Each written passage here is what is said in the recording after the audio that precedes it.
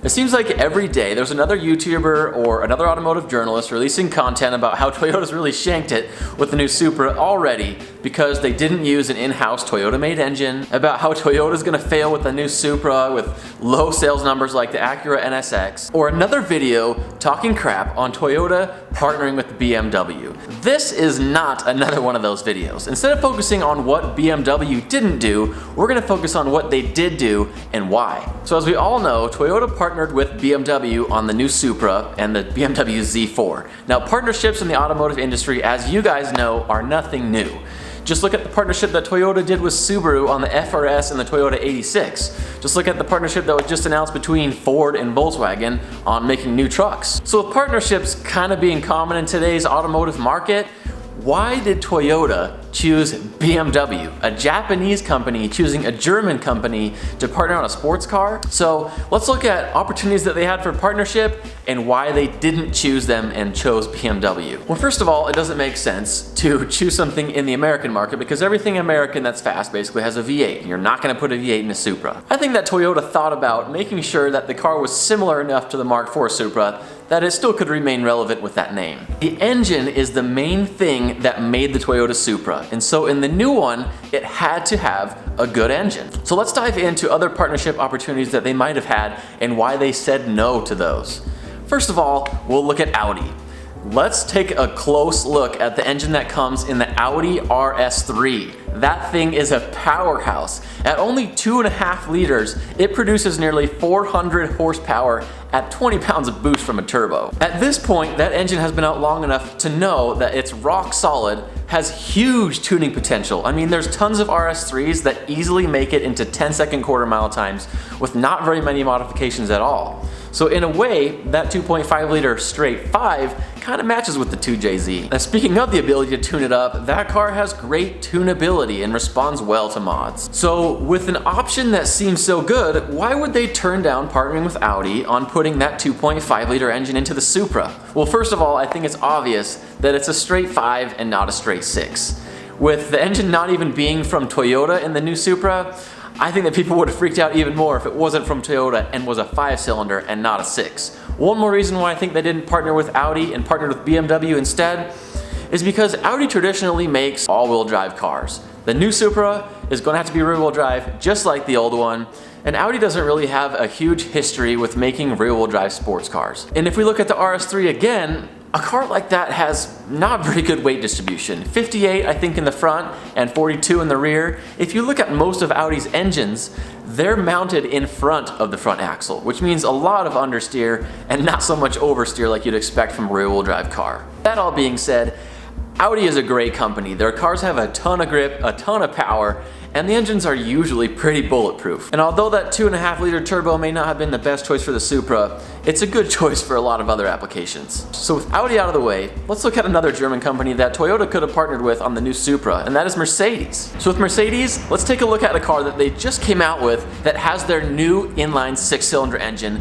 the Mercedes AMG CLS 53. This is an exciting new engine for Mercedes because they're going away from the V6 design back to the straight 6 design. This new straight 6 that they've just come out with is a 3-liter straight 6 with 429 horsepower and 389 foot-pounds of torque. Pretty good power numbers. Now what makes this engine kind of weird, and also what makes it really unique and will be somewhat successful in my opinion, is it's very refined and kind of complicated.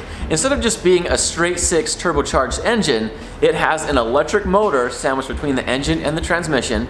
It also has an electric supercharger and a turbo, so it's pretty complicated. I've heard a lot of good things about this engine so far. Because of all the tech that it has a huge, long and strong power band. That's what she said. And its start-stop technology, something that's complained about in a lot of other cars, is generally praised in the new Mercedes because it's so smooth and just works flawlessly. I think Mercedes is another brand as well that people have recognized makes generally strong and powerful and dependable engines. So with that kind of reputation being somewhat the same as the 2JZ, Mercedes might be a good fit for that. Well, I think there's a few big reasons on why Toyota chose not to go with the Mercedes either. First of all, that new engine, Although it's very strong and gets a lot of praise, it also is kind of the reason why I don't think that they went with Mercedes. The engine just is a little too complicated. The Toyota Supra needs to be a car that's easily moddable and somewhat simple. I don't think that they wanted to make the same mistake that Acura made with the new NSX and going with something that's just way too high-tech and way too complicated to be seen as somewhat similar with the ones of old. I personally think that engine sounds great, and I think it's going to be a really great engine that probably Mercedes is going to use and continue to develop for a long time, but I just don't think that it's the right engine to be putting in a Supra. Very fitting for Mercedes, not so fitting for Toyota. So now that we've gone through Audi and we've gone through Mercedes on why I personally think that Toyota did not partner with them in making the new Supra, let's talk about some details that you may not know about why Toyota chose to partner with BMW instead. First of all, we'll just knock out a few basics really quick. This new engine from BMW is called the B58. It's been seen in the BMW 340i and is going to be continued to be used in the BMW 3 Series and also probably the 5 Series, as well as the new Z4 that's just come out partnering with Toyota. This engine is exciting because not only is it closed deck, it's also fully forged. That means the crankshaft is forged, the connecting rods are forged, and the pistons are forged.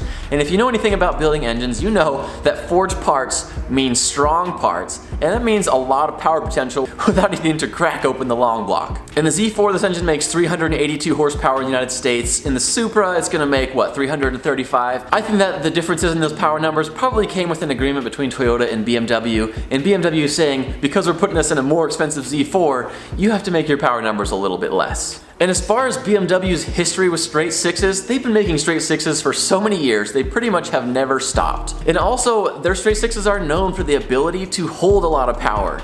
If you know BMW, you've probably heard of the N54. This is an engine that has been called the German 2JZ because it can hold a lot of power, 700 wheel horsepower, 800 wheel horsepower reliably, and not have any problems. In fact, I've actually featured a BMW with one of those N54 engines on my channel that had upgraded turbos and made 600 wheel horsepower with relatively a small amount of mods.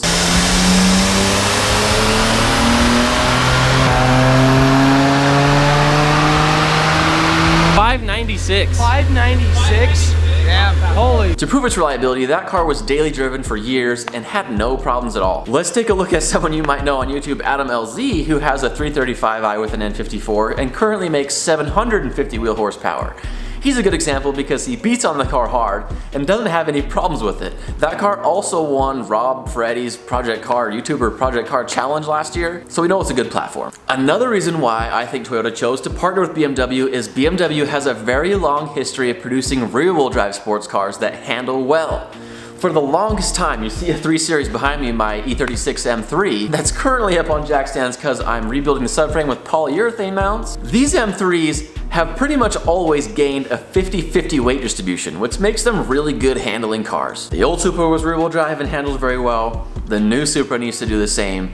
And it just makes sense that because of BMW's history with engines and with their history of good balanced rear-wheel drive sports cars, I don't really think that there's anyone else they could have partnered with that would have been a better match. That being said, and being a BMW fan, I still would have loved to see Toyota enter the market again with a new strong 6-cylinder turbo engine. But that's not the case, so, you know. Now, it's no secret that a lot of people are upset about this, but I think that people judge Toyota too harshly in making this decision when there hasn't really been the Supra benchmarked yet, and there hasn't really been an opportunity to mess with them and drive them on the road as consumers. I personally think, obviously you can tell I'm a BMW fan, that in the future, these cars are gonna shock a lot of people, and a lot of the preconceived notions that people had are gonna be put to rest. With all that stuff said, I wanna hear what you guys think. Put it down in the comments if you think that BMW would have done better, maybe partnering with a different brand. Let me know what you think that brand should have been if it wasn't gonna be Toyota. I know that I'm definitely excited to see those things come out. I'm gonna try to get my hands on one and drive one as well as the new Z4 and see if I actually think after driving it that it's worth the Supra name. I hope you guys enjoyed today's video in viewing this controversial topic from maybe a different perspective that you've been seeing from others. If you guys liked today's video, make sure to give it a big thumbs up. If you maybe wanna get to know a little bit more about BMW, we do a ton of that stuff on this channel. Or if you wanna see where the Supra ends up going in the future, make sure to subscribe to the channel and hit the notification bell next to it so that you guys don't miss an episode, and I will see you guys in the next one.